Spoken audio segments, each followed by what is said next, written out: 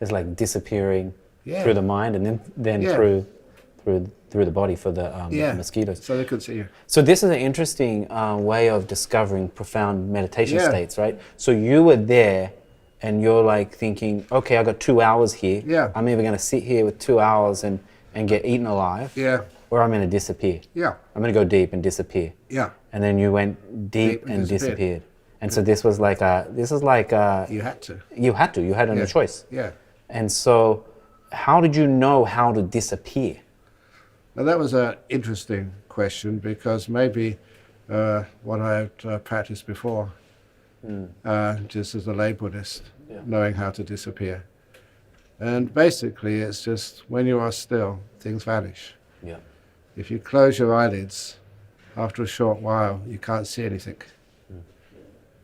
If the ambient sound doesn't change, then you can't hear anything. Things which stay the same disappear.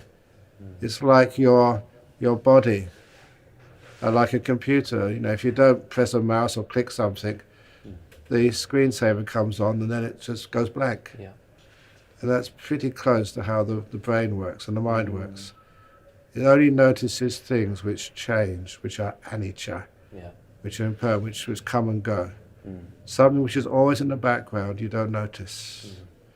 Just like the smell of the air, the hum, of the air. It's always there, so you can't even notice it unless it disappears. So that's the same with the art of disappearing. Through stillness, things vanish. Through stillness, things vanish. Yeah. You also mentioned letting go. Yes, that's how you call stillness. So stillness and letting go and stillness, what's the relationship there? Yes, it's letting go as a cause of stillness. Yeah, okay. Because when you let go of worrying, being anxious, holding on to stuff, when you let it go, you are not causing the agitation. What Ajahn Chah used to say those first years, he would get his hand up and he'd wave it backwards and forwards. This is a leaf on a tree. It only moves because of the wind. If you'd stop the wind moving, then the leaf would eventually become perfectly still. Because that's its default state, that's a natural state of a leaf, is not to move.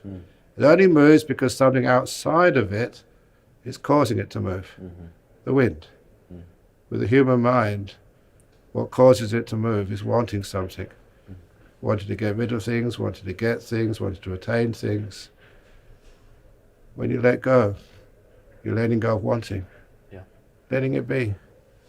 And after a while, things get so still, they vanish.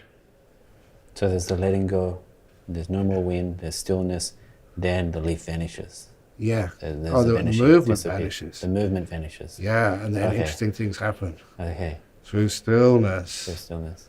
That much of the energy which we waste by thinking and doing stuff, and by fighting the world and fighting reality, that energy is stopped, paused, and goes into the mindfulness. Your mindfulness wakes up. The word for enlightenment, Buddha, comes from the word bujati, to wake up. So literally you are waking up. Your mindfulness is getting very, very strong. And that's the fun part, to empower mindfulness. I have this conference about mindfulness, which is such an overused word, but we have power mindfulness, superpower mindfulness. It's not just being mindful, it's through stillness. Your mindfulness goes into huge, strong levels. And when you're fully charged, not only can you see very deeply, and you're strong enough not to bend the truth to fit what you'd like to hear or what you'd like to see. You're very strong, powerful, your hindrances have been suppressed, and then you can really see amazing things. So this disappearing is not like a falling asleep. It's a disappearing and waking up. It's a disappearing with power. When past and future disappear. Yeah. Your body disappears, your 5 senses disappear, and that leaves your 6th sense, the mind, to get very, very strong. And of course that goes back to the science. the nature of the mind. Does it exist, or is it just a byproduct of something else? And there you're face to face with this powerful mind because everything else has vanished. You can't see anything. You can't feel the mosquitoes biting you if they're biting you at all. You can't hear anything. And you're deep inside, powerful, really alive. More alert than you've ever been before, blissed out. And that's a very powerful state. Yeah. And when you come out afterwards, whoa, you're flying.